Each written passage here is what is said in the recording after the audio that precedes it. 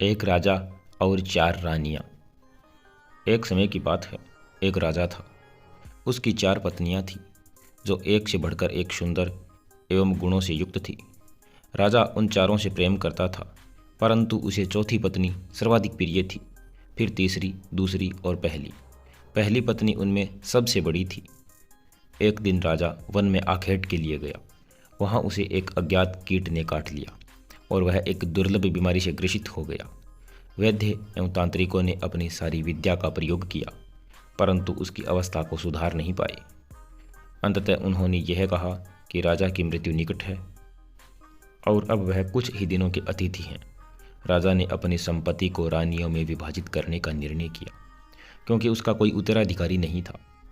परंतु सामान्य रूप से विभाजन करने की जगह कौन सी रानी उसे कितना प्रेम करती है, इस आधार पर संपत्ति को बांटने का निर्णय किया। उसने एक चतुर योजना बनाई और सभी रानियों को एक एक करके बुलाया। उसने कहा, मेरे जीवन के केवल 3 ही दिन शेष बचे हैं। मैं तुम्हें एक रहस्य बताता हूँ। बहुत पहले मुझे एक साधु ने एक शक्तिशाली यंत्र दिया था, जिससे मुझे स्वर्ग की प्राप्ति होगी यदि मैं साथ में एक और व्यक्ति को ले जाऊं। परंतु इससे पहले कि स्वर्ग में प्रवेश करें, हमें भयंकर यातनाएं सहन करनी होगी और नरक में 7 वर्ष व्यतीत करने होंगे। क्योंकि हम एक दूसरे से सर्वाधिक प्रेम करते हैं, इसलिए मैंने यह निश्चय किया है कि मैं तुम्हें अपने साथ आने का यह अवसर प्रदान करूंगा। उसने चौथी रानी से आरंभ किया, जो सबसे छोटी थी और जिससे वह सबसे अधिक प्रेम करता था। उन्होंने उससे पूछा, क्या तुम मरने के बाद मेरे साथ चलोगी? रानी को राजा की आसन मृत्यु पर पूर्ण विश्वास था और उसने भावना रहित स्वर में कहा, इसमें संदेह नहीं है कि मैं आपसे प्रेम करती हूँ, परंतु प्रत्येक व्यक्ति को अपनी मृत्यु का स्वयं ही सामना करना होता है। मैं यहाँ ही रानी के रूप में रहना पसंद करूँगी। मुझे तो प्रेम और सत्कार की आदत है। मतलब चौथी पत्नी ने साफ मना कर दिया और चली गई। राजा को अपनी तीसरी पत्नी भी बहुत प्यारी थी और उस पर उन्हें गर्व था। उन्होंने उसे बुलाया और साथ में मरने का पूछा।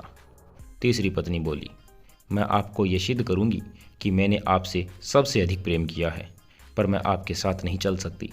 मुझे अपनी जिंदगी बहुत प्यारी है। राजा की दूसरी पत्नी हर मुश्किल समय में उनका साथ देती आ रही थी। राजा ने उससे भी साथ चलने का पूछा। दूसरी पत्नी ने कहा, माफ़ कीजिए महाराज, मैं इसमें आपकी कोई मदद नहीं कर सकती। मैं आपका अंतिम संस्कार जरूर करवा सकती हूँ और मैं उस वक्त तक आपके साथ रहूँगी। तभी एक आवाज़ आती है, मैं आपके साथ चलूँगी और जहाँ भी जाएंगे वहाँ जाऊँगी, भले ही वो मौत के बाद का सफ़र हो। राजा ने देखा, ये उनकी पहली पत्नी की आवाज़ थी। राजा अब शांति अनुभव करता है कि कोई तो है जो उसे बिना किसी अपेक्षा के प्रेम करता है, पर उन्होंने उस पर सबसे कम ध्यान दिया था। राजा को बहुत शर्मिंदगी महसूस हुई। उन्होंने कहा, जब तक मैं जीवित था तुम्हारा ध्यान रखना चाहिए था, तुम्हारी कद्र करनी चाहिए थी। उन्होंने पहली पत्नी से माफ़ी मांगी। वास्तव में यह कहानी आपकी है, हमारी है और प्रत्येक मनुष्य की है। हर व्यक्ति की 4 पत्नियां होती है। चौथी पत्नी है हमारा शरीर। हम इसे खूब सजाते हैं, गहने पहनाते हैं, अच्छे कपड़े पहनाते हैं, पर आखिर में ये हमारा साथ छोड़ देती है। हमारी तीसरी पत्नी होती है धन संपत्ति। हम जीवन का बहुत सारा समय घर को साजो सामान से भरने में लगा देते हैं, वो भी हमारे साथ नहीं चलती। दूसरी पत्नी है हमारा परिवार और दोस्त। वो हमारा हर सुख दुख में साथ देते हैं, लेकिन ज़्यादा से ज़्यादा वो हमारे आखिरी समय में हमें अलविदा कहने शमशान घाट तक ही आ सकते हैं, पर साथ में नहीं चल सकते। पहली पत्नी होती है हमारा चरित्र व संस्कार, जिस पर हम ज़्यादा ध्यान नहीं देते, पर यह ही वो पत्नी है जो मरने के बाद भी हमारा साथ नहीं छोड़ती, सदा साथ जुड़ी रहती है। हम में से अधिकतर लोग इस कहानी के राजा की तरह ही जीवन जीते हैं। ऊपर बताए कर्मा अनुसार ही अपनी पत्नियों से प्रेम करते हैं।